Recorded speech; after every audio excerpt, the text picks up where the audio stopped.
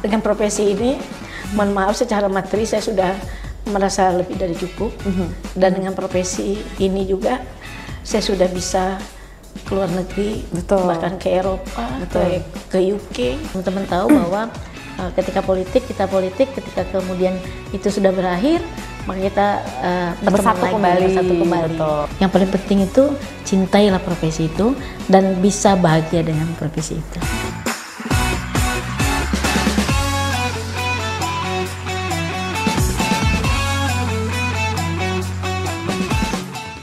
Assalamualaikum warahmatullahi wabarakatuh. Selamat pagi pemirsa di rumah. Kita kembali lagi di podcast Bukan Mimpi tentunya. Dan hari ini, di hari yang sangat cerah ini, Kela seneng banget akhirnya Kela udah kedatangan satu sosok yang mungkin Kela udah tunggu dari beberapa minggu yang lalu. Dan akhirnya beliau berkesempatan untuk hadir di studio podcastnya Bukan Mimpi. Penasaran siapa? Langsung Kela kenalin dulu ya. Ada Ibu Eva Nora. Selamat pagi Ibu. Pagi. Assalamualaikum warahmatullahi wabarakatuh. Waalaikumsalam. Kela panggil Ibu Eva, Ibu Nora? Eva. Ibu Eva. Iya. Oke. Jadi mungkin buat rekan-rekan sejawat ya. Iya.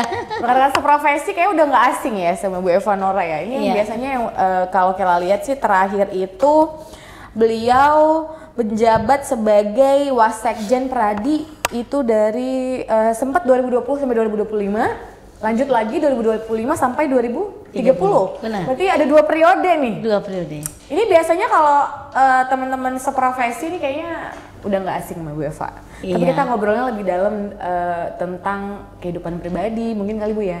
Mungkin mungkin kalau misalnya Ibu pengen menginformasikan sesuatu yang mungkin di luar teman-teman nggak tahu tentang Ibu, boleh di sini. Jadi podcast Bukan Mimpi ini, Ibu boleh mengangkat isu apa aja nih, misalnya kayak, oh saya sebenarnya justru nggak begitu tertarik sama hukum justru, misal. Karena kemarin tuh sempat beberapa dari narasumbernya Kela, itu banyak yang sedikit berbeda dari latar belakang pendidikannya. Akhirnya profesinya adalah ini, gitu. Ibu Eva Nora, kalau Kela lihat beliau lulusan untuk S1-nya di UIR. Betul. Tahun berapa ya Bu? 85 tahun. 85. Kela masih udah lama banget. 85 masuk, 89 tamat. Oh, Kela masih jadi benih tuh Bu kayaknya. Oh, belum lahir ya Kela masih ya? jadi benih. Baru direncanain ya. Saya sudah masih dipikirin mama sama papa tuh kayaknya ya, tapi Ibu udah lahir, udah S1. Sudah S1. S2-nya beliau lanjut di Universitas Islam Indonesia. Jadi UI Jogja. Iya. Nah, mungkin Kela mau nanya pertanyaan yang sama, karena Kela suka penasaran banget. Banyak sekali narasumber Kela itu kadang-kadang yang nggak sesuai nih Bu. Saya justru malah ketertarikannya sama bidang ini, tapi justru pendidikannya di sini. Kalau Ibu tuh emang dari awal tuh emang saya kayaknya harus ngambil hukum sih. Gitu. Saya ini dari dulu memang hobi bicara. Jadi waktu saya ini terlahir dari 8 kakak beradik dan saya nomor 3 dari 8 bersaudara. Ibu bapak saya almarhumah, dua-duanya guru. Jadi saya ini anak guru. Oh, yang berpindah-pindah. Bapak Ibu guru? Iya, berpindah-pindah tugasnya dari Dabo Singkep, kecil daerahnya. Pernah di Tembilahan, pernah di Bengkalis, kemudian terakhir orang tua saya pindahkan di Pekanbaru. Jadi murni saya, ibu bapak saya guru dan kedua-duanya sudah tidak ada lagi. Saya 8 beradik, 2 perempuan, 6 laki-laki. SD saya namatkannya di Tembilahan. SMP saya di Tembilahan juga. SMA saya alumni SMA 1 yang 31 Agustus lalu kita baru reuni akbar dan kebetulan saya dipercayakan menjadi ketua panitia reuni akbar. Semansa. Ya. Jadi saya nih alumni SMA 1. Itu guyup juga ya Bu? Guyup sampai sekali ya? 3000. Itu lintas angkatan Bu waktu itu? Lintas angkatan dari tahun 67 sampai tahun 2025. Hadir 3.500 orang lebih. 1 harian penuh full sampai dari jam 6 pagi sampai jam 5 sore. Betul. Kalian melihat tuh karena kebetulan masih di kawasan dekat-dekat rumah. Iya, di depan SMA-nya. Nah, berarti sebenarnya kalau kita lihat kan background ayah sama ibu kan adalah guru nih. Benar. Ini mereka berdua nih sempat ngedoktrin ibu nggak sih? Yaudah kamu jadi guru juga. Tidak.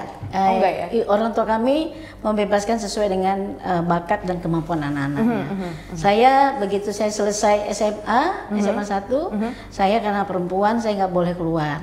Akhirnya saya tidak lulus di UNRI, saya ambil di UIR di Fakultas Hukum. Waktu mendaftar di UIR itu saya nomor 2 dari sekian berapa ya 400 atau berapa orang. Saya ranking 2, saya kuliah di Fakultas Hukum dan di S1 saya tuh pernah menjadi calon ketua senat, tapi ketika itu ada didoktrin bahwa perempuan tidak boleh menjadi pemimpin karena kan Universitas Islam Riau itu kan basisnya Islam. Betul. Jadi udah jadi calon ketua senat, tapi kemudian saya tidak jadi ketua senat. Dan saya aktif di senat, saya aktif di Badan Perwakilan Mahasiswa waktu itu namanya, sehingga saya sering ikut seminar, ikut segala macam. Dari situ timbul bahwa kalau saya sudah selesai, saya dulu cita-cita saya 2, satu saya kerja di bank, yang kedua saya jadi pengacara. Jadi justru dua-duanya tuh ekonomi dan hukum tuh jauh ya Bu sebenarnya. Dan dua-duanya saya udah penuhi. Saya di bank itu tamat di hukum, 89 saya tamat. 90 saya kerja di bank. Waktu itu Bank Harapan Sentosa, sekarang sudah likuidasi. 7 tahun saya di bank. Saya baru lari ke pengacara. Kenapa saat itu 98 itu kan waktu zaman runtuhnya Soeharto. Jadi pengacara waktu itu lagi booming. Iya, betul. Nah, begitu bank saya likuidasi 97, Bank Harapan Sentosanya saya ikut daftar ke advokat ke pengacara. Tahun 2000 saya dapat izin praktek dari 2000 Maret tanggal 8 saya ingat, dan sampai saat ini lebih kurang saya sudah 25 tahun 4 bulan saya menjadi advokat. 25 tahun ya Bu? Iya. Kayla umurnya belum sampai kan? Sampai udah. Sampai ya. Udah lewat ya Bu. Tapi yang bikin Kayla penasaran ada biasanya kan orang tua ini suka, apalagi mungkin orang-orang tua zaman dulu ya Bu, kita kan sering kayak, oh yaudah kamu seperti ayah, seperti ibu nih jadi guru. Tapi ibu pernah nanya nggak sama orang tua ibu kayak, kenapa sih mereka memberikan kebebasan nih sama anak-anaknya? Karena mungkin 8 bersaudara, itu macam-macam nggak Bu profesinya? Macam-macam. Macam-macam profesi. Tapi kami, orang tua kami memang karena guru, dia tidak pernah memaksain, pasti memberikan pandangan lah ya. Ketika saya kerja di bank, alhamdulillah, saya tahun 90 itu saya sudah kerja di bank. Sampai 97 bank saya likuidasi. Nah, pas likuidasi, kemudian saya ikut daftar, itu yang saya sampaikan tadi. Kemudian 2000 saya dapat izin, saya praktek terus. Saya juga diberitahu oleh papa saya, kamu hati-hati kalau di dunia hukum, karena katanya satu kakinya ada di neraka, satu kakinya ada di surga. Iya. Tapi kata saya semua profesi pasti seperti itu, tergantung orangnya. Nah, akhirnya saya mencintai dunia profesi saya ini, dan sampai sekarang profesi inilah yang membawa saya kemana-mana.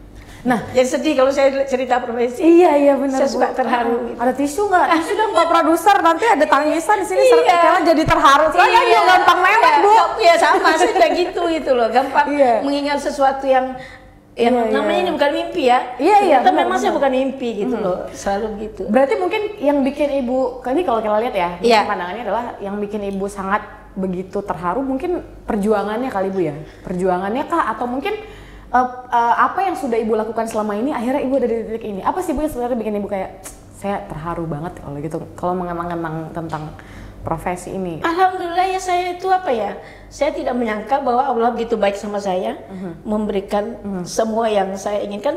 Kemudian itu terjadi. Mulai saya 7 tahun, bahkan sempat saya masuk tim likuidasi, kemudian saya 3 tahun masuk tim likuidasi, kemudian saya di kepengacaraan. Di pengacaraan inilah saya alhamdulillah saya merasakan saya sudah hampir pada titik puncaknya, karena kan kita nggak boleh sampai puncak karena nggak ada turun lagi. Jadi saya juga tidak mau sampai titik puncak tinggi, karena nggak ada yang mau kita capai lagi. Nggak ada lagi mau kita capai. Jadi mimpi saya memang saya ingin sukses di dunia yang saya tekuni. Nah ternyata alhamdulillah Allah memberikan jalan sehingga sampai saat ini saya sangat mencintai profesi saya ini dan saya dapatkan semua dari profesi saya ini. Itu mungkin yang saya bikin terharu ya, gitu karena ya. orang tua saya itu bukan siapa-siapa dan mereka betul. tuh orang biasa, nggak punya apa-apa. Kami kakak beradik 8, mereka susah biayai kami, tapi alhamdulillah kami semua sarjana. Luar biasa sekali. Gitu. Tepuk tangan dulu boleh? Iya. Ibu keren Maaf banget. ya karena saya memang Nggak apa-apa, kalau Bu. mengingat begitu. Tisu dong kalau ada, sediain di tas. tisu. Di tas ada tisu tuh.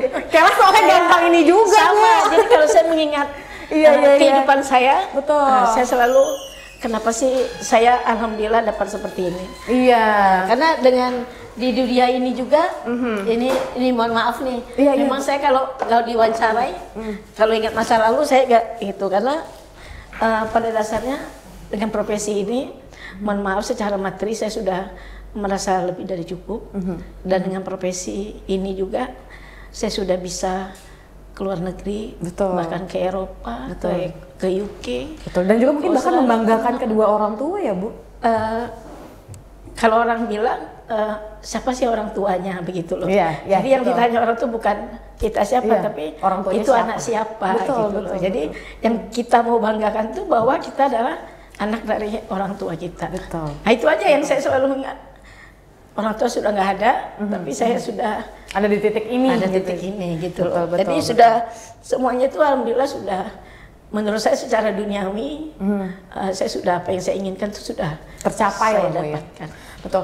Berarti menurut Ibu sebenarnya pasti peran orang tua tuh sangat penting ya Bu dari perjalanan karir karena jujur Kela juga ngeliat kayaknya Ibu juga bisa mendapatkan 2 cita-cita yang Ibu inginkan. Iya, dan itu sudah tercapai kedua-duanya. Tercapai kedua-duanya gitu loh. Jadi Betul. kadang-kadang orang punya opsi 5 yang tapi cuma 1. Ibu kan dua-duanya dapat. Dua-duanya. Itu seberapa penting sih Bu bagi Ibu doa dan juga support mungkin orang tua bahkan atau mungkin keluarga, kakak, adik dan Yang paling pasti itu kedua orang tua saya yakin mendoakan kami semua anak-anaknya. Dan kemudian orang tua saya selalu memberikan apa ya, kalau kita punya kendala dia selalu hadir. Oke, Nah, memberikan dia solusi. memberikan gitu, Ibu, solusi ya? lah. Karena mereka kedua-duanya guru, dengan mereka juga bisa mendidik yang lain, tapi pasti lebih bisa mendidik anaknya sendiri. Betul. Nah, jadi kalau ada kesusahan sebelum kita menikah, saya kan selalu bertanya kepada orang tua, Betul. selalu minta pendapat orang tua, dan mereka selalu hadir di saat kita butuhkan. Betul. Walaupun susah, tapi mereka berusaha menghidupkan seluruh 8 anak-anak. Betul. Luar biasa sekali berarti orang tua Ibu. Ini ya Bu ya, ayah sama ibu tuh berarti Iya, perannya guru.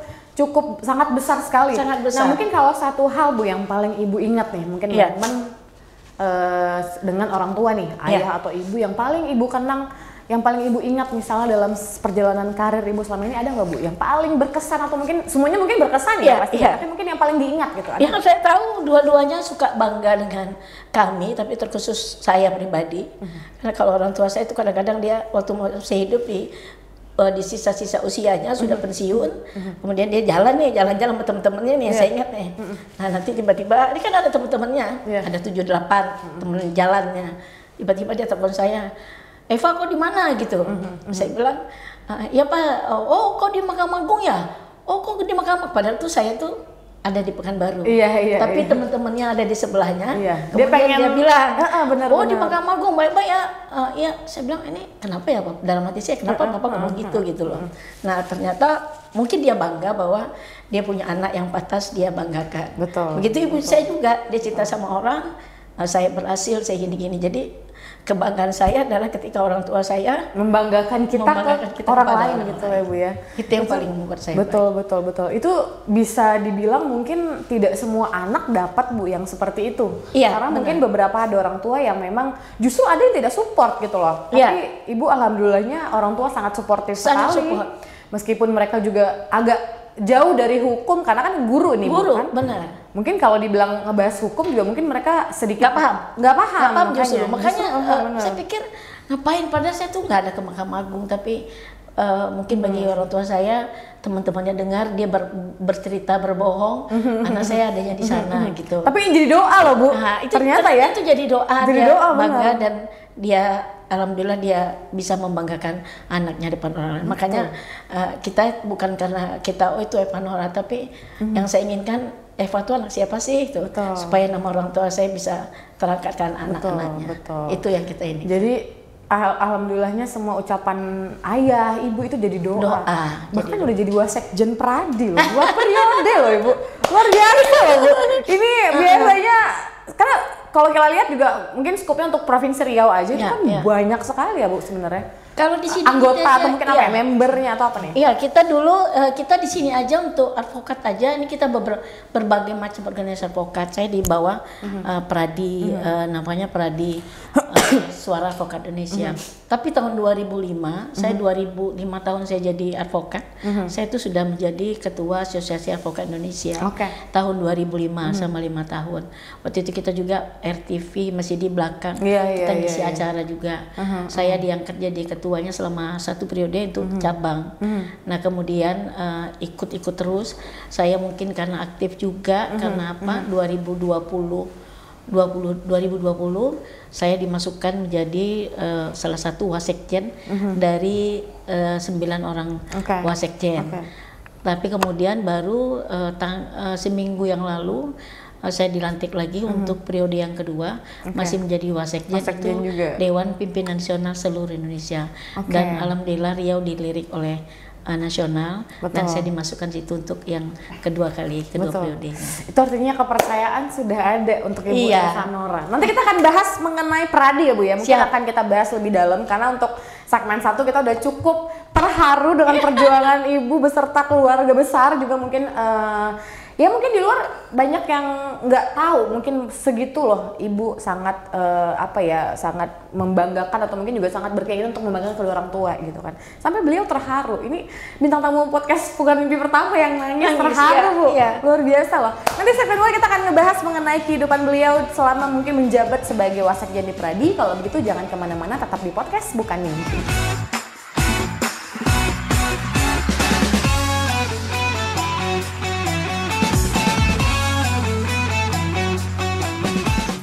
Oke, pemirsa di rumah, kita kembali lagi di podcast Bukan Mimpi, masih bersama Kela, tentunya bersama Ibu Eva Nora yang kita sudah punya tisu dan cukup untuk menghapus. Ini bukan kesedihan ya Bu ya, tapi ini bentuk syukur, betul. Bentuk terharu karena alhamdulillahnya mungkin banyak orang yang sama-sama berjuang tapi mungkin belum sampai ke titik yang mereka mau. Sekarang kita alhamdulillahnya sudah sampai, itu yang bikin kita terharu gitu ya Bu ya.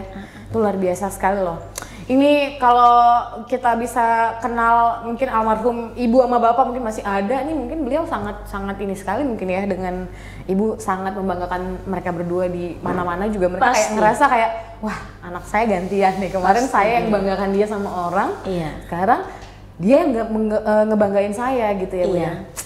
Luar biasa, keren Bu. Tapi kalau lihat kan selain ibu juga cukup aktif di Pradi, kita juga sempat ngeliat kalau misalkan ibu pernah ikut berbagai macam organisasi nih. Kalau ngeliat nih, ada yang pernah menjadi di 2005 ketua DPC AAI Pekanbaru. Nah itu 2005 sampai 2010. AA itu apa sih Bu? Itu yang saya bilang tadi, Asosiasi Advokat Indonesia. Oh, yang tadi saya bilang 2005-2010 Asosiasi Advokat Indonesia, dulu belum ada Pradi namanya. 2005 ya? 2005. Itu member udah banyak nggak Bu? Maksudnya anggotanya udah banyak nggak? Udah banyak waktu itu, sudah ratusan orang juga. Untuk di Riau ya? Untuk di Riau. Saya waktu itu dipercayakan pemilihan 3 orang dan saya dari 3 itu saya muncul. Separuh suara saya yang muncul. Itu dipilih saya tahun 2005 sampai 2010. 2005 sampai 2010. Iya. Di samping di situ juga saya juga aktif di partai politik. Betul, karena kita lihat di sini ada nih Bu, mohon maaf nih, Ketua Bidang Hukum dan Hak Asasi Manusia Partai Golkar Riau. Iya. Itu sampai sekarang atau masa jabatannya kapan Bu? Masih sampai sekarang. Masih sampai sekarang. Jadi ya? sudah jabatan itu saya emban sudah 3 periode. Zamannya 4 zamannya Pak Rusli Zainal jadi ketua Golkar Riau, kemudian berpindah kepada zamannya almarhum Indra Muklis Adnan, kemudian pindah kepada Pak Anas Makmun, kemudian pindah kepada Pak Andi Rahman, pindah kepada Pak Samsuar. Sekarang saya selama periodisasi ini saya ditaruh di Wakil Ketua Bidang Hukum dan Golkar. Jadi wakilnya ketua khusus di bidang hukum. Bidang hukum dan hak asasi manusia. Dari dulu kayaknya dipaku mati di wakil ketua hukum dan Golkar. Benar. Nah, insya Allah siapapun ketuanya, mungkin karena saya secara profesional memang itu bidang saya, jadi mudah-mudahan sampai sekarang masih diamanahkan untuk itu. Oke.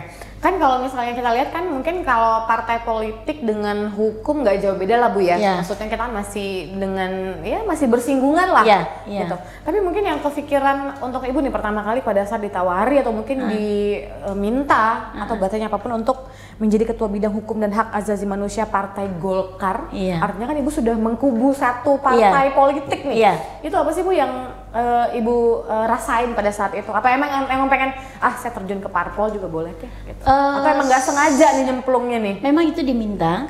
Kemudian kita bergabung di Partai Golkar. Tapi kemudian saya tahu Partai Golkar bukan partai kecil, itu partai besar. Dan saya selalu menjaga amanah. Tetapi selalu itu kan ada di mana-mana pun kan orang hukum juga selalu diminta pendapat. Ketika saya diminta pendapat oleh ketua, saya berikan pendapat secara hukum yang tidak jauh dari apakah itu namanya peraturan organisasi, apakah itu juklak, AD, ART. Saya selalu memberikan saran dan pendapat sesuai dengan itu. Tapi kemudian apakah itu dilakukan atau diberlakukan atau diikutin, itu terserah kepada pemimpin. Ketua, terserah pada ketua. Karena kadang-kadang kalau Profesor Mahfud bilang, kadang-kadang hukum dikalahkan oleh politik. Nah, kalau dulu saya S2-nya di kuliah dengan beliau, kadang-kadang hukum itu dikalahkan oleh partai politik. Apa keputusan hukum kadang-kadang berbeda dengan keputusan politik. Sekalipun keputusan hukumnya adalah A, kemudian secara politik bisa jadi itu menjadi B. Sehingga bagi saya, ketika saya sudah memberikan saran, pendapat kepada ketua saya, tetapi kemudian saran itu tidak diikuti, padahal itu sudah sesuai dengan aturan, tapi saya harus legowo karena ada politik di sana yang harus lebih pentingkan daripada hukum. Betul. Gitu. Nah, berarti kan dengan Ibu sudah terjun ke parpol nih, artinya kan akan ada tantangan baru nih Bu. Karena mungkin kalau selama ini, saya sebagai advokat atau lawyer atau apa, mungkin Ibu sudah udah hari-harian nih gitu kan. Terus sekarang terjun ke partai politik, itu tantangannya apa sih Bu yang berbeda Bu? Yang pasti terakhir tadi ketika kita November 27 November kemarin kita pilkada, itu kan saya ada di kubu Golkar, tapi kemudian ada yang 1 dan 2-nya dari partai lain, sehingga kan pada saat itu kan kita pasti bertentangan kita berseberangan. Pada ini juga temen kayak di nomor 1 itu Pak Wahid dengan Pak SF yang sekarang jadi itu teman-teman saya kedua-duanya. Nah, yang nomor 2 juga itu Pak Wardan dengan Pak Nasir juga teman saya dua-duanya. Baik istri maupun yang bersangkutan sama. Nah, saya tapi di kubunya Pak Samsuar karena saya Golkar. Nah, ketika sepertinya waktu kemarin itu yang di koeks itu kan ada debat publik. Nah, saya kan ini di pihaknya Golkar kan, nomor 3 kita pada saat itu. Tapi saya juga secara emosional dekat nomor 1 dan nomor 2. Dan saya harus memilih bahwa saya memang di nomor 3. Dan saya tidak diajarkan oleh orang tua saya untuk berkhianat. Ketika saya di Golkar, ya tetap di Golkar. Saya harus perjuangkan bagaimana Pak Sam dengan Buya waktu itu harus menjadi pemenang. Tetapi takdir kemudian berkata lain, maka Pak Wahid dengan Pak SB yang jadi, memang pertama hubungan saya khususnya tidak begitu baik-baik dengan mereka. Tapi kemudian beriringan dengan waktu, akhirnya ketemu baik Pak Wahid, baik pun Pak SF, itu sudah mencair, tidak ada lagi 1, 2, 3, akhirnya kita bergabung lagi. Jadi memang tantangannya ketika ada pilkada, ketika ada jadi, itu 5 tahun sekali. Opsinya tuh kadang-kadang, wah ini teman kah, ini saudara, tapi saya harus ke partai politik, mungkin lebih ke situ kali Bu ya? Karena mungkin secara parpol saya harus loyal kepada partai politik yang saya tempati. Apalagi saya ketua bidang hukumnya juga. Tapi di 1 dan 2 ini secara emosional saya juga dekat. Berteman. Gitu. Tetapi kemudian saya harus memilih partai saya karena saya tidak boleh berkhianat dengan partai saya. Sehingga memang kalau misalkan ada yang mencoba-coba ngorek-ngorek apa sih nanti bagaimana sih nomor 3 nanti apa gini, saya nggak tahu, saya tidak mau terbuka. Sekalipun misalkan pada saat itu saya harus melaporkan tim nomor 1 nih, kan saya ketua hukum bidang hukumnya nih.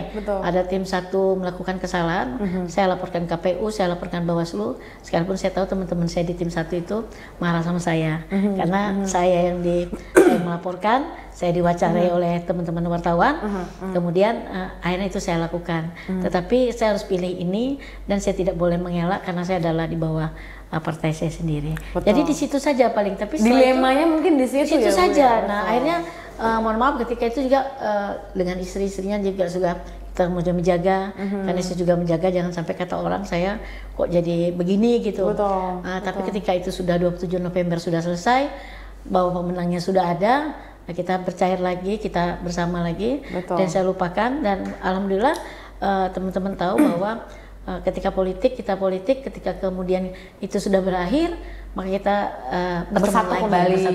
Betul. Gitu. Nah, berarti mungkin pada saat Ibu memilih untuk terjun ke partai politik, berarti kan Ibu sudah tahu sebenarnya akan ada kejadian-kejadian seperti ini, gitu Bu ya. Konsekuensinya ke depan kayaknya saya akan menghadapi kondisi seperti ini nih. Ibu udah siap belum dengan kondisi itu waktu sebelum memutuskan untuk saya terjun ke parpol? Saya sudah selalu siap, karena saya pikir saya tidak terlalu, memang saya di partai politik, tapi saya selalu ditaruh di bidang hukumnya, sehingga saya ingin juga orang memenang saya secara profesional, bahwa yang saya lakukan adalah sesuai koridor hukum. Tetapi ketika itu adalah politik, berjuang ke politik, saya tidak berbicara soal politik karena jubirnya adalah bukan saya. Betul. Jadi kalau ada soal itu ketika pilkada ataupun yang lainnya, event lainnya, itu ada jubir sendiri, adalah bagian organisasinya, bagian apa. Tapi ketika ada itu berkaitan dengan hukum, misalnya ada sengketa di Mahkamah Konstitusi, maka yang diminta adalah saya yang berbicara, karena saya yang turun langsung ke Mahkamah Konstitusinya. Sehingga saya yang berbicara secara yuridis formilnya. Jadi saya pun berharap semoga orang juga memandang saya, di samping saya memang orang politik, tapi saya tidak terlepas secara profesional adalah sebagai seorang lawyer. Betul, berarti mungkin Ibu ya benar-benar sesuai dengan tupoksinya aja lah gitu ya. Jadi mungkin pandangannya bukan sebagai politikus, tapi sebagai ahli hukum udah gitu ya. Jadi makanya mungkin Ibu juga beranggapan kayak ya udah kita kan masih sesuai dengan on the track lah, on the track. Betul. Luar biasa. Sebenarnya mungkin problemnya adalah tidak banyak orang yang bisa, Bu, tapi alhamdulillah Ibu bisa. Beberapa orang mungkin banyak yang tadinya ke parpol itu sudah mulai agak sedikit melenceng dari tupoksi atau tracknya nih, karena mungkin terbawa arus gitu ya. Saya juga pernah ditawarin oleh partai politik yang lain untuk pindah partai, tapi bagaimanapun saya kuning.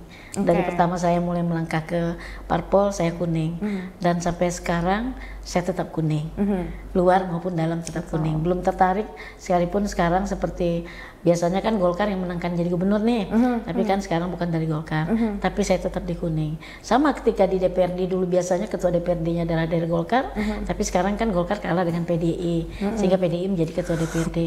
Tapi saya tetap di Golkar, karena saya sudah mencintai Golkar sejak awal, dan selagi saya dipakai di Golkar, saya tidak akan berpindah kepada yang lain. Betul, berarti mungkin emang kayaknya Ibu benar-benar tulus nih untuk terjun ke parpol, tidak ada misi atau visi misi yang lain ya. Tidak. Karena biasanya banyak kejadian seperti itu, Bu, ya kan ya. Pindah parpol, loncat ya. Betul. Atau mungkin yang tadinya beliau bermaksud untuk tidak terlalu nyebur banget, akhirnya malah mengambil andil. Pendom maksudnya. Tapi kalau Ibu Eva kayak tetap konsisten nih, tetap di tracknya gitu. Luar biasa banget. Nah, mungkin pada saat pertanyaan kita adalah tadi kan pada saat Ibu terjun ke parpol tahun berapa ya, Bu ya, kalau nggak salah ya, 2010 kalau saya 2010 ya. Itu tetap dapat support dari keluarga nggak, Bu, kayak suami, anak-anak? Iya, saya tetap dapat support. Tapi sempat ada yang aduh jangan deh mah gitu, ada nggak? Tidak, karena prinsip saya tahu diri. Ketika saya di luar, maka keluarga saya tahu bahwa saya milik orang luar. Ketika saya pulang, saya pun tidak membawa PR ke rumah, dan saya juga tidak bicarakan itu kepada suami maupun anak. Jadi bagi saya di luar adalah milik publik juga, sehingga saya juga aman melangkah untuk apapun. Tapi ketika saya pulang, saya harus tahu bahwa saya adalah seorang ibu, seorang istri. Jadi saya harus memerankan itu di rumah. Gitu. Karena kan biasanya kan kalau keluarga tuh suka ada kekhawatiran, Bu, begitu ada yang terjun ke politik ya, apalagi ya gitu. Pasti. pasti kayak wah jangan deh nanti akan banyak orang yang akan begini apalagi resikonya gede gitu kan. Iya, karena dulu pernah kan waktu kita tahun 2010-2011 ketika kita ada pemilihan wali kota antara Bu Septina dengan Pak Firdaus kalau saya nggak salah, itu kan sempat kita kena salah satu tim kita, ketua timnya kena molotov rumahnya. Kemudian rumah saya juga dijaga karena kan kita waktu itu kan bersengketa di Mahkamah Konstitusi dan saya terjun ke situ. Rumah saya sempat dijaga oleh polisi lebih kurang 1 minggu karena takut rumah saya juga dilakukan pelemparan bom itu. Tapi Bismillah, saya selalu katakan mudah-mudahan dengan niat baik kita tidak menjahatin orang. Mudah-mudahan saya punya niat baik sehingga saya berharap juga saya mendapatkan kebaikan. Betul. Jadi memang benar-benar ibaratnya kayak udah legowo gitu ya menjalani keputusannya. Ibu memang udah pol nih, udah deh memang sudah seperti ini. Pasti ada risiko dan saya kan bagaimana meminimalisir risikonya aja. Misal kalau saya pergi, saya selalu ada yang dampingi. Atau saya dengan sopir, atau kalau malam saya bawa suami. Ada suami. Begitu. Jadi saya berusaha supaya walaupun saya merasa saya aman, saya nyaman, tapi saya berusaha juga untuk prepare karena kita nggak boleh takabur juga kan. Jadi saya selalu hati-hati juga. Nah, kalau kita ngomongin soal sukanya nih Bu, tadi kan agak sedikit duka ya, tapi alhamdulillah mungkin jangan sampai terjadi. Sukanya apa sih Bu akhirnya bisa terjun ke partai politik di Golkar sebagai ketua bidang hukum dan hak asasi manusia? Apa sukanya? Saya banyak kenal pejabat, saya banyak kenal pengusaha, saya lebih banyak teman. Jadi mungkin dari luar Riau juga ya. Artinya ketika pejabat kepala daerahnya bermasalah, misalkan ada masalah, terus itu dari Golkar, nah lantas saya diminta untuk mendampingi. Nah kemudian ada juga anggota yang bermasalah itu dari Golkar, saya minta didampingi. Artinya saya networking saya tambah banyak. Nah perkenalan saya tambah banyak. Tambah luas dari mulut satu ke mulut yang lainnya sehingga nama saya juga mulai mereka kenal gitu. Jadi ketika kita ada rapat, ada segala macam, saya berusaha untuk selalu hadir. Dan situ kan semua kita berkumpul. Jadi kalau di Golkar kan dulu hampir dulu zaman Pak Rusli hampir dari 12 kabupaten 8-nya adalah kepala daerahnya dari Golkar. Sehingga dari situ kita mulai dikenal. Oh iya, kalau ada apa-apa pakai Eva ya, kalau ada apa Eva ya. Saya suka mewakili dari daerah-daerah. Ada masalah apa, saya suka diminta untuk mendampingi. Nah di situ saya merasa mereka juga dengan sendirinya memasarkan saya kepada yang lain. Karena diri kita kan bukan cuma kita yang ini, tapi ada peran orang lain juga yang di sekitar kita. Termasuk teman-teman yang pejabat-pejabat di Golkar. Ada pengusaha-pengusaha juga seperti itu. Jadi dari mulut ke mulut, akhirnya orang mengenal. Oh Eva di sini. Oh dia begini gitu. Dan saya berusaha untuk menjaga selalu nama baik saya ataupun nama partai tempat saya bernaung. Berarti juga sebenarnya Ibu bisa dapat kerjaan yang selain dari partai politik ya Bu ya? Tiba-tiba rata-rata kepala daerah yang dari Golkar kalau ada masalah selalu ke saya. Meskipun ini di luar urusan parpol gitu ya? Itu secara pribadi mereka juga bayarnya secara pribadi. Iya betul. Gitu. Jadi kan itu income buat saya juga. Di samping mereka pakai itu sudah amanah, tetapi secara income tadi saya juga mendapatkan dari situ. Karena saya juga masih lawyer gitu ya? Iya, karena kan profesinya lawyer dan mereka butuhkan memang lawyer. Betul. Begitu. Jadi banyak manfaatnya. Banyak banget ya Bu. Sebenarnya mungkin kalau Ibu bisa memilih juga kayaknya tidak menyesal lah ya untuk nyemplung di partai politik ini. Sekalipun saya bukan anggota dewan, tapi saya banyak kenal. Nah, pertanyaan satu tuh Bu sebelum kita untuk di segmen 3. Kenapa nggak Ibu ikutan? Saya pernah ikut dulu sekali, tapi barangkali bukan takdir saya menjadi anggota dewan, sehingga saya takut untuk mencobanya lagi.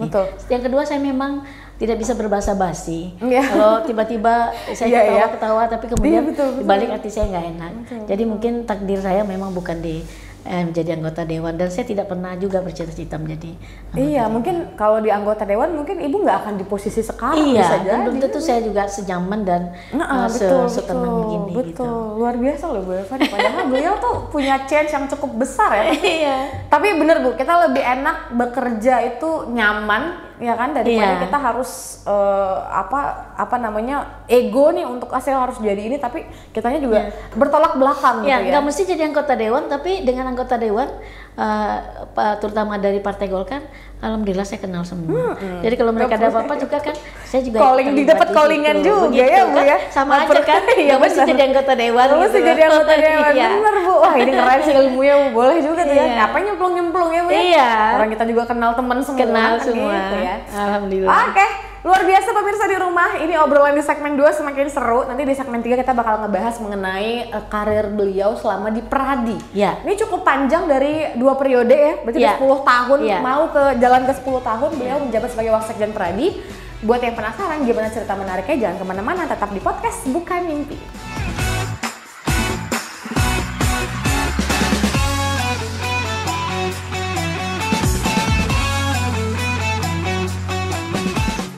Baik pemirsa di rumah, kita kembali lagi di podcast Bukan Mimpi, masih bersama Kela dan juga Ibu Eva. Yang tadi kita sudah ngobrol, wah keren banget, super seru. Dan sayang banget kita udah masuk segmen 3, segmen terakhir, tapi kita akan memanfaatkan dengan baik segmen 3 ini ya. Tadi kita sempat dapat bisikan juga kalau misalkan Ibu juga pernah menjabat sebagai Ketua IWAPI. Wakil Ketua IWAPI, Ikatan Wanita Pengusaha. Waduh, tahun berapa tuh Bu? Saya sih baru diangkat 3 tahun yang lalu. Di ketuanya di Riau ini Ibu Nani, Kak Nani Baung. Nani di Podaung. Jadi saya dimintanya untuk menjadi wakil ketua bidang hukum juga. Karena saya memang profesinya di hukum. Jadi masih tetap nggak jauh-jauh dari jauh. Mintanya di bagian hukum juga. Baru yang lalu sekitar sebulan lalu 25 Agustus kita baru rakerda IWAPI dan di Serindit waktu itu saya diamanahkan juga menjadi ketua panitia rakerdanya. Waktu itu dihadiri langsung oleh Ibu Gubernur dan alhamdulillah dari Jakarta juga ada. Alhamdulillah sukses rakerda pada saat itu. Jadi saya baru bergabung lebih kurang 3 tahun dan itu memang ibu-ibu pengusaha semua yang di dalam. Betul. Itu lagi-lagi saya berharap bahwa itu adalah salah satu saya bagaimana saya melebarkan sayap mencari teman sebanyak mungkin. Karena dengan begitu juga otomatis saya di samping dapat teman banyak, dapat relasi banyak, income saya juga bertambah. Betul, nambah rezeki juga. Nambah rezeki juga gitu. Betul, makanya kalau orang bilang jaga silaturahmi, membuat teman baru itu tuh benar-benar ngebuka pintu rezeki, benar, gitu kan? betul. Makanya jangan malas bergaul gitu. Betul. Iya kan? Kalau dapat tuh zaman saya tuh jangan nggak pernah menolak ketika diajak orang saya hadir. Ketika ada kegiatan apapun saya usahakan hadir. Apapun rapat-rapat saya usahakan hadir. Selagi ada saya di Pekanbaru, ada rapat IWAPI saya selalu hadir. Ada kegiatan IWAPI saya selalu hadir. Tujuannya sama saja, di samping silaturahmi, saya harus bertanggung jawab ketika saya sudah ditunjuk menjadi salah satu pengurusnya, dan saya harus bertanggung jawabkan itu. Bukan sekedar nama, kemudian kita enak-enak saja, tapi bahwa nama yang dicantumkan di situ penuh dengan rasa tanggung jawab. Betul. Karena bukan cuma sekedar untuk organisasi aja gitu Bu ya. Jangan cuma saya pengen join deh, udah gitu. Enggak dong gitu. Itu kan orang hebat semua tuh di IWAPI itu. Artinya mereka semua punya usaha dan mereka juga punya secara ekonomi juga mapan. Tapi kita juga pandai-pandai membawakan diri. Bahwa pada dasarnya kita nih yang paling penting bagi kita tuh adalah silaturahmi, kemudian menjalankan roda organisasi. Betul. Nah, mungkin pertanyaan satu sebelum kita masuk ke posisi Ibu sekarang mungkin sebagai wasekjen dari Pradi. Kan dari sekian banyak organisasi nih Bu yang alhamdulillahnya Ibu bukan cukup aktif banget nih.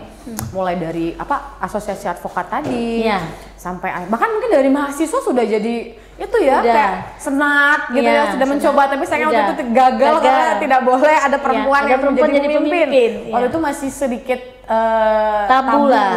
Iya betul. Nggak boleh perempuan mimpin laki-laki. Tapi alhamdulillah sekarang udah sekarang kita udah banyak pemimpin wanita. Bupati kita ada yang perempuan sekarang gitu ya. Nah, mungkin dari sekian banyak Bu organisasi yang sudah Ibu lewatin atau aktif, baik yang sudah tidak aktif ataupun yang sekarang masih aktif, pernah merasakan rasa capek nggak sih Bu? Maksudnya kayaknya saya terlalu aktif sih di luar, atau mungkin emang ibunya seneng punya kegiatan yang cukup Banyak juga tadi yang Iya, capek pasti. Bohong kalau saya capek, apa di usia saya sudah 59 ini. Enggak kelihatan tapi Bu. Pasti ada Tetap rasa ada ya? capek. Iya. Iya. Cuma Mungkin capeknya lebih ke mengikuti giatnya atau apa mungkin? Bu? ngikutin giat karena itu kan aktivitas. Tetapi Dan cukup aktif juga ya? cukup aktif saya. Tapi ketika saya melaksanakan ini dengan senang, saya bahagia, saya ikhlas, capeknya hilang. Tapi pada saatnya mungkin ada yang nggak mungkin kan, saya nggak pernah sakit.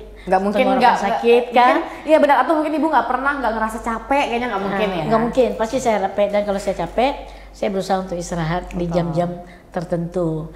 Misalnya waktu libur saya tidak ada kegiatan apa-apa, saya coba istirahat. Tapi kalau saya minta saya sehat terus, kalau memang ada sedikit bermasalah dengan kondisi saya selalu hentikan dulu.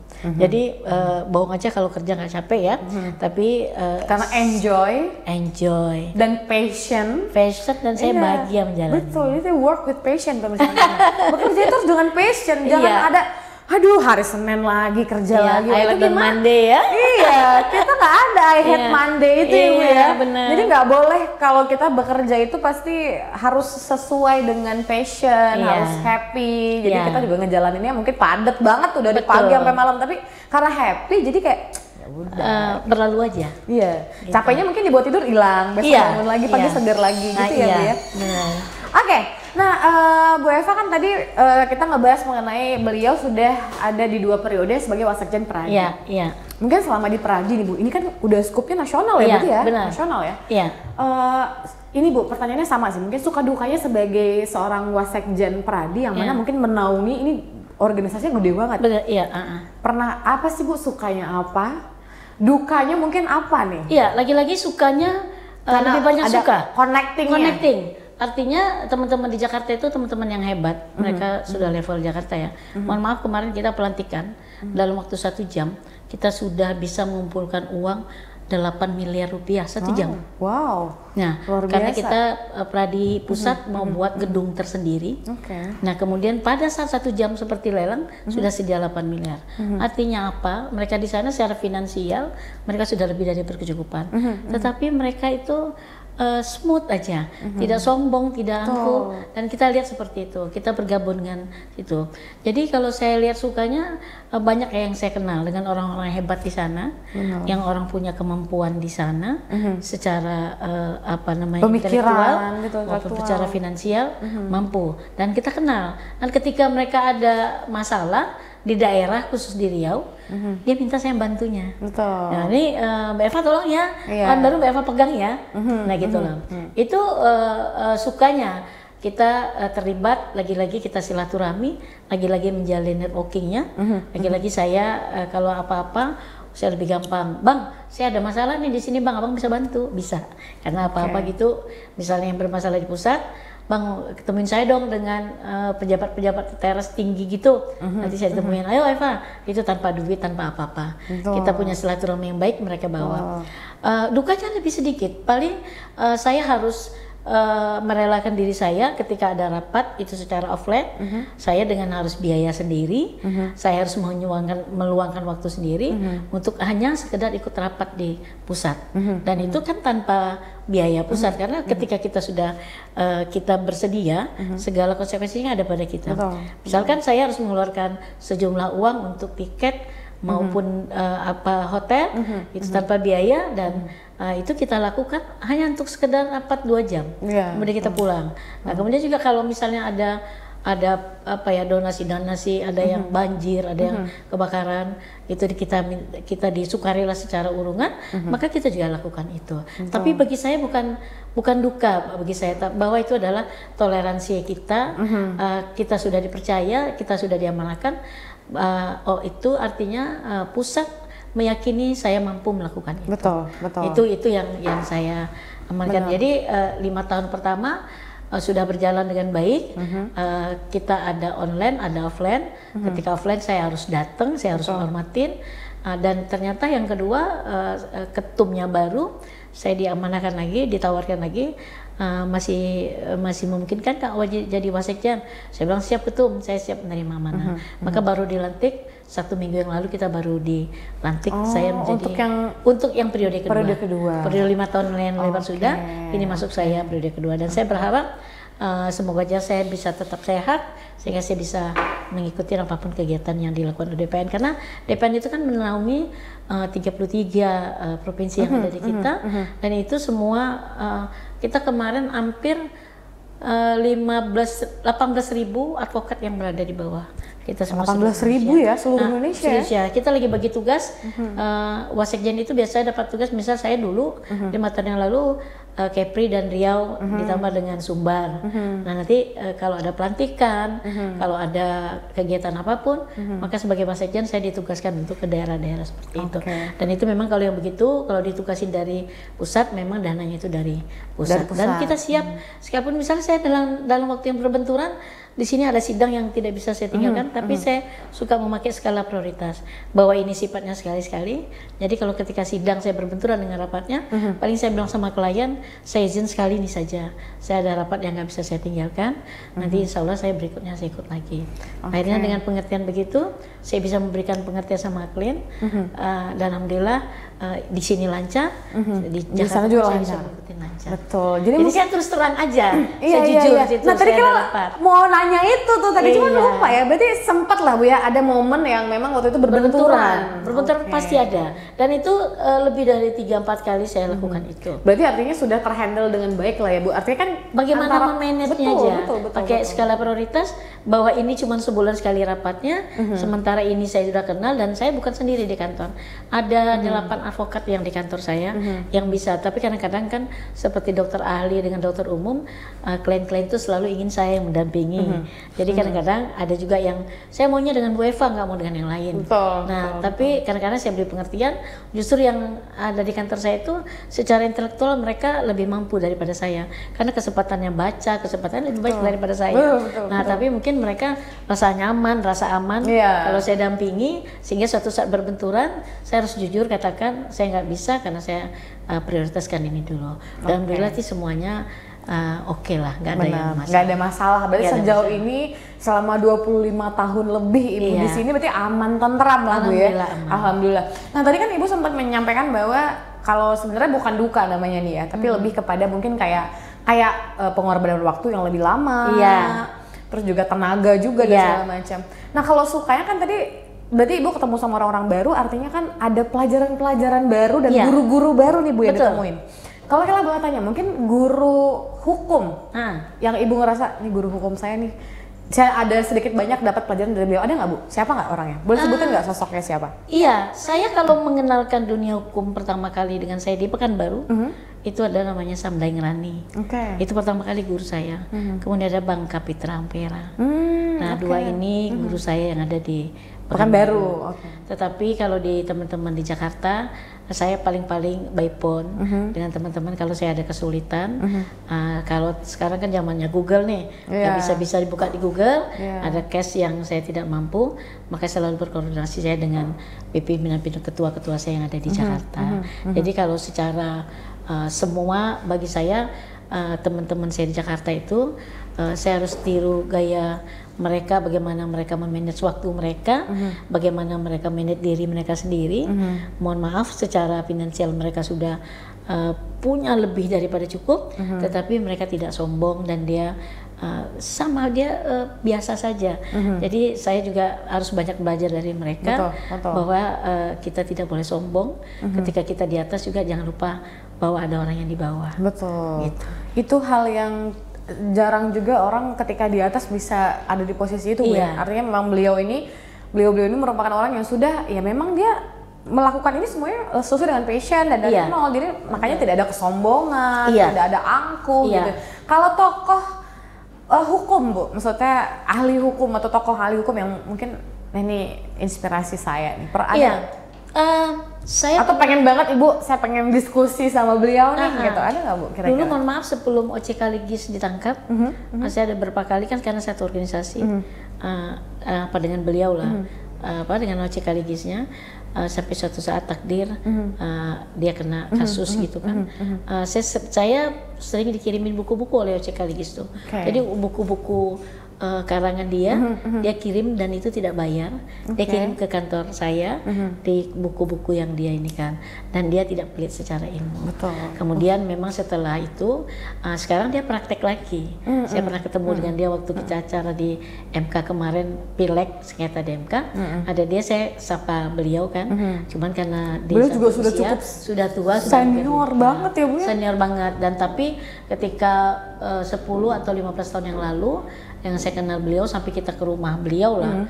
Dia kalau ada kita acara munas, rakernas gitu, kita sampai, nah dia itu sebanyak apapun duitnya, sebanyak hebat apapun dia, tapi dia dengan yang junior, apalagi dengan daerah, dia care banget. Dia kalau kita bertanya dia jawab, kalau kita minta dia beri, yang kita minta buku. Dia catat alamat, nanti dia panggil sekretarisnya, ini kirimin ke sini ya, ke Riau ya, kirimin ini.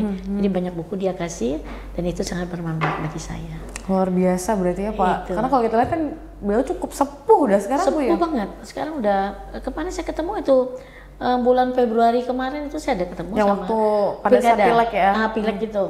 Dia di belakang saya duduk, saya di depan, dia mewakili daerah Palu apa daerah mana saya lupa.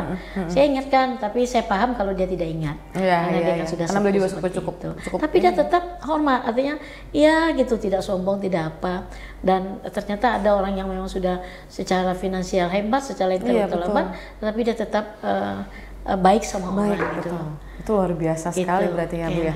Nah, kita masuk ke segmen closing statement nih. Tadi kalau juga udah sampaikan nih bahwa mungkin selama Ibu berkarir dari mungkin masuk ke dunia hukum sampai ke partai politik sampai dengan sekarang bahkan sudah menjabat untuk periode kedua Wasekjen Peradi.